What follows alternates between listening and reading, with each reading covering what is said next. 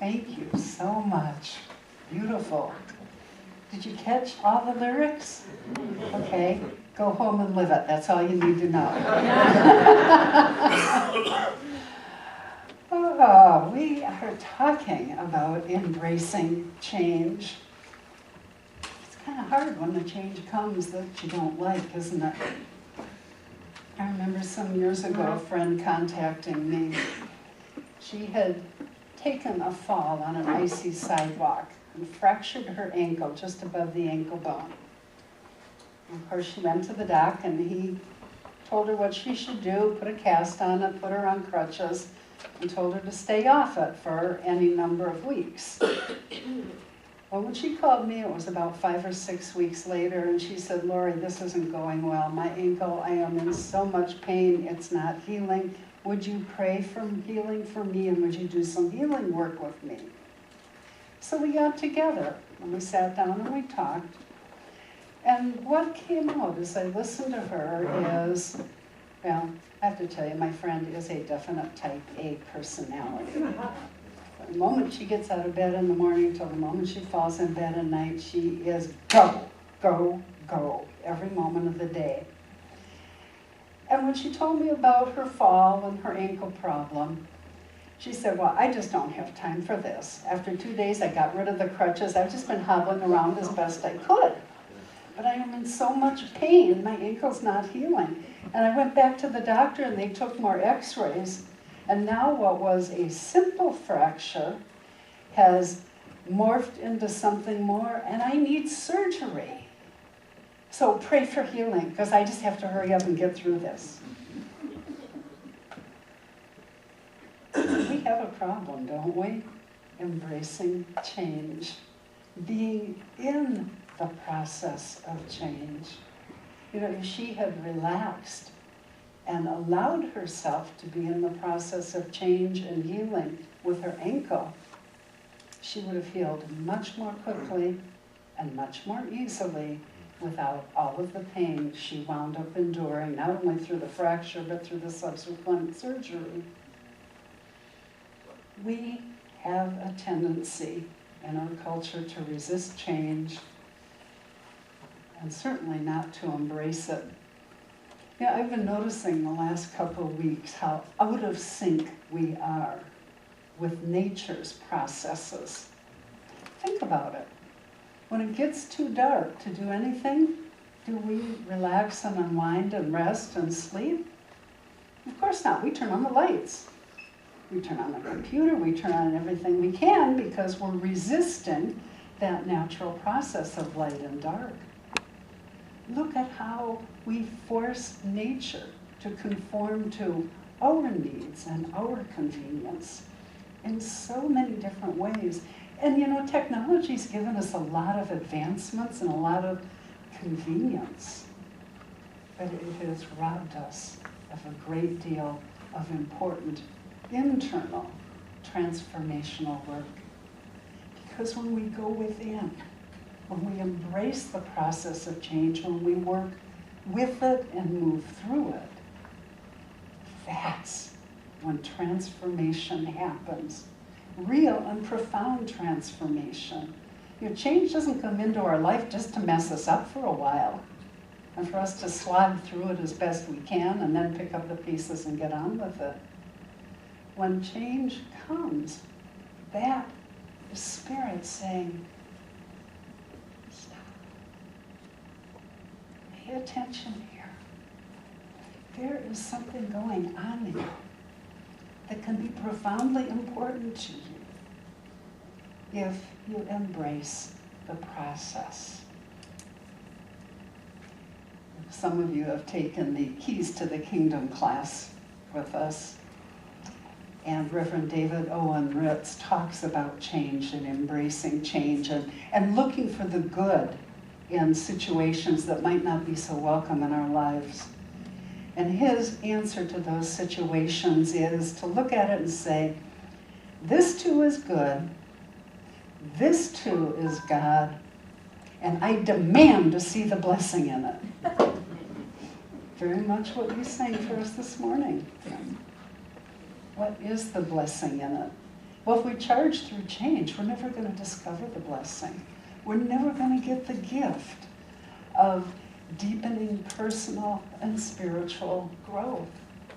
We only get that as we embrace change. Sometimes we feel like when we're challenged that we are sacrificing.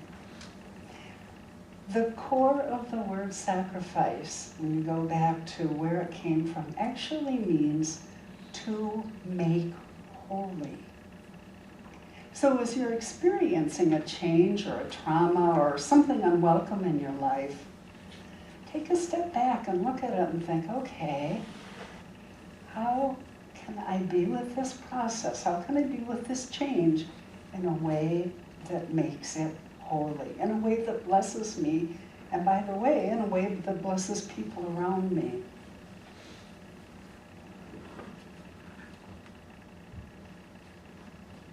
To live is to grow, and we grow through change.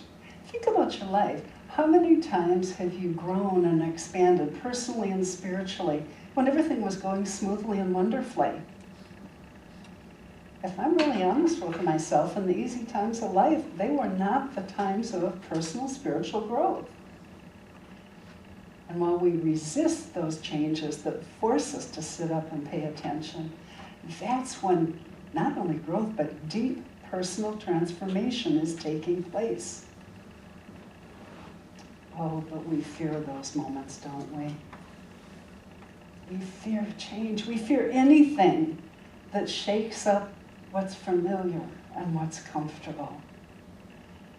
I am told that people who have difficulty leaving abusive relationships do so because they are so afraid of the unknown that they would prefer to stay with an abusive relationship where at least what's harmful to them is familiar, it's known.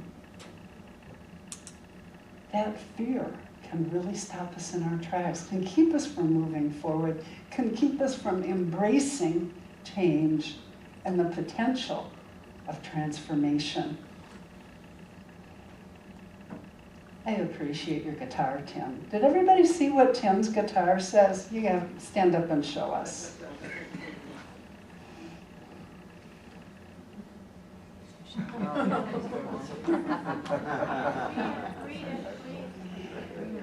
What does it say? It says, this machine composts fear, takes it in, and transforms it to something useful.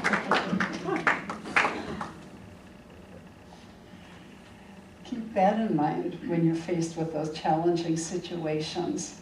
Compost it. Take it in, chew it up, digest it, and make it something useful to you. Change, big change in life is also sort of a death in a way. You know, the old way of life is dying. But from that death comes new birth. I was doing some reading a couple of weeks ago on change and transformation, and it talked about if you resist change in your life, especially those that are unwelcome, if you resist that, you are actually resisting life itself. Wow. How many of us would want to put a stop on life? I mean, we love life. We're here. We embrace it. Well, until it gets icky. Then we don't want it so much. But consider that when you've got those moments of change and transformation happening, to step into the flow rather than resist it. You know, my girlfriend with her broken ankle, about 80% of her problem came from her resisting the process. It cost her dearly in time, in pain, in surgery, financially, in every way. She was unwilling to let go of what was and embrace what is now and move through it. One of the things we have to remember about change is it is a process. And I think this is where we get hung up a lot.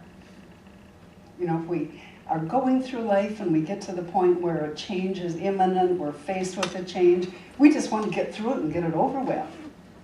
And I can't tell you how many people come for spiritual counseling and say, this is happening, that happened in my life, and I just want life to get back to normal. They're forgetting the process and the power of being in the process. And then I have to break the bad news. Well, normal as you knew it is never going to be the same again. So it's great wisdom to embrace the whole process of change and move through change.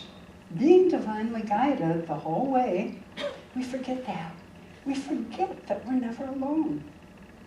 That spirit within us, spirit around us, can guide us step by step through the change process and help us grow through it, help us get through it. As we trust that process, the process of transition, as we trust divine order and the wisdom that is within it, we have the opportunity for a time of accelerated growth. You know, I'm told, you might have to confirm this for me, that in Chinese, the symbols that represent change are danger and opportunity. Danger and opportunity.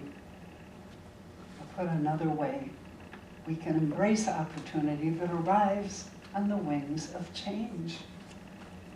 Change is a dangerous time when everything that's familiar goes away, or at least in certain aspects of our life. But as that happens, there is also opportunity there. And we are invited to embrace it and participate with it. Opportunity, riding on a dangerous wind. Change is a process.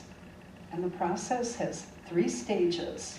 I'm going to touch on them briefly today, and then we're going to get into them in more depth in the coming weeks. The first step of the process of change and transformation is an ending.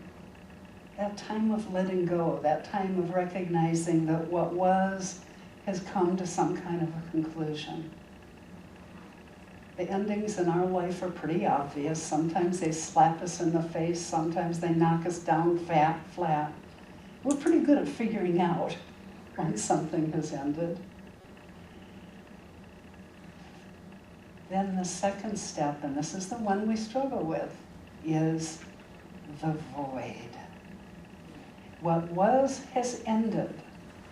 And now we step into a place where nothing's familiar, nothing's comfortable, called the wandering in the wilderness stage, the void. What was no longer is, what is to be has not yet arrived, and here we are in the middle, feeling at such loose ends, such odds about everything.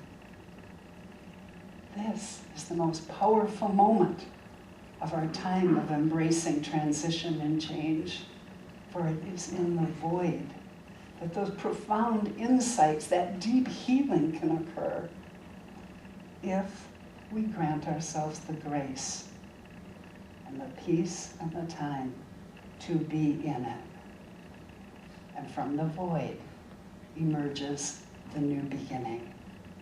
Something fresh and new and exciting, a way of being in the world, a way of seeing the world that's different, higher, better than ever before. You know, our Native American brothers and sisters had a very specific way of working with this process of change. You know, as a child, as a young warrior, or a young boy reached the age of puberty, he was sent out on his own to survive on his own in a place of duress. There was an ending. He was exiled very literally from his community and sent out into the wilderness to experience the void, the death of himself as a child in this space where he was to discover in a whole new way who and what he was, a vision quest. And when the boy had his vision, his idea of who he was called to be, of who he was becoming. Then he returned to the village and shared not only his vision for himself, the village, but how that vision, how what he learned of himself in the void would serve the entire community. It was a critical process to every young warrior and to every Native American community. They recognized the importance of embracing the process, of recognizing the ending of childhood, the vision quest, the time in the void, and then stepping into a whole new way of being. Every archetypal hero's journey you have ever read has those basic components. Think about it. The stories, the mythology. Hercules, he's got a certain position in his community, and he's known for who he is in his community, but then life happens, and that's all destroyed, and he goes off into the world, and he faces these huge challenges. Lions and sea witches and all kinds of things, and in each event, by drawing on some inner resource he never knew he had, he vanquishes the challenge.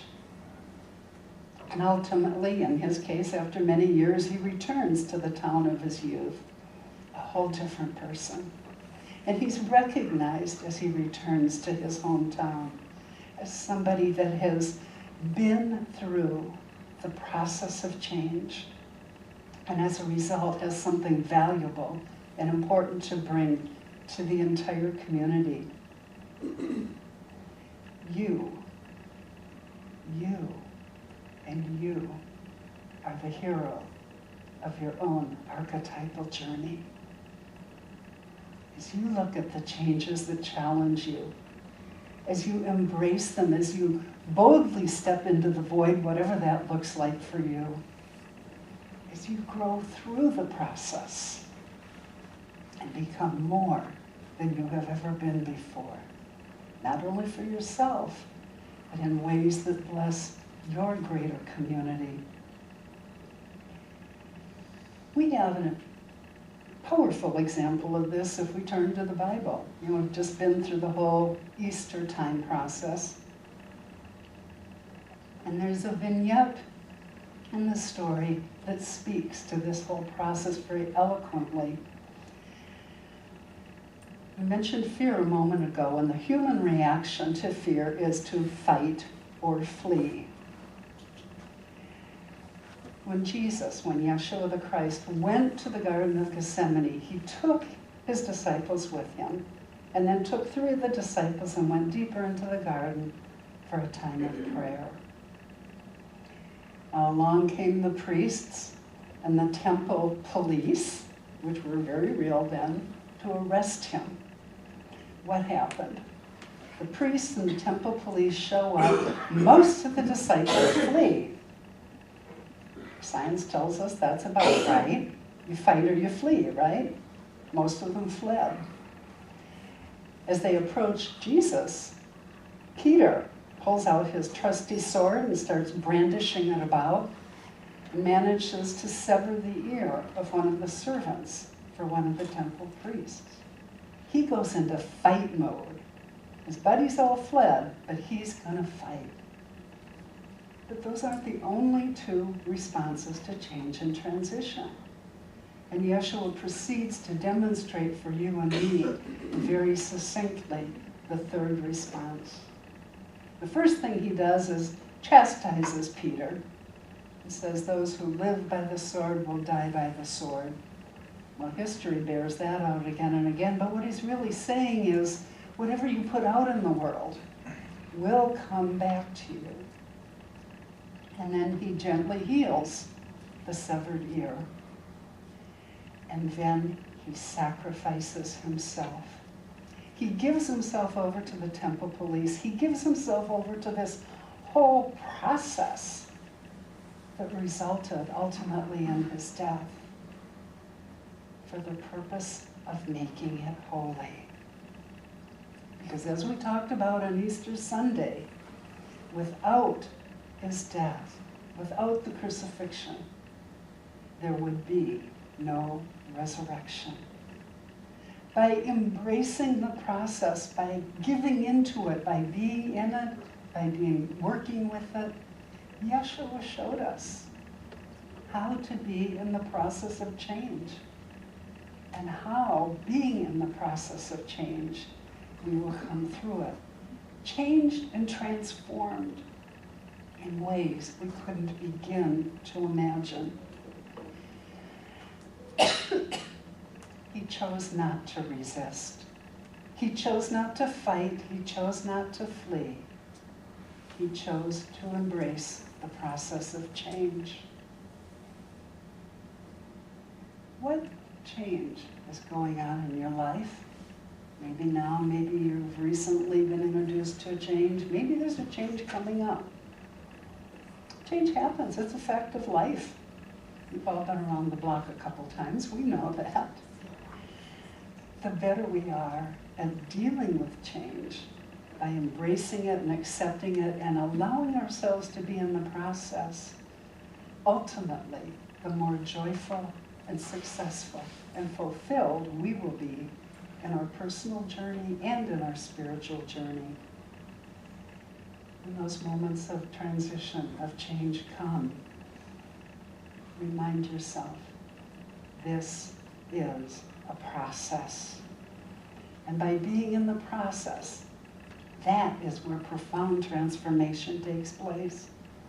Plowing through it as fast as we can and getting it behind us as quickly as possible short circuits the gift or the gifts that come from change. Consider the process of change a rite of passage, your own vision quest, if you will. Saying goodbye to the old, digging deep within your own reservoir of spiritual and personal evolution, and coming through the other side, being more and having more to give. Don't flee from change, embrace it. Don't fight it, embrace it.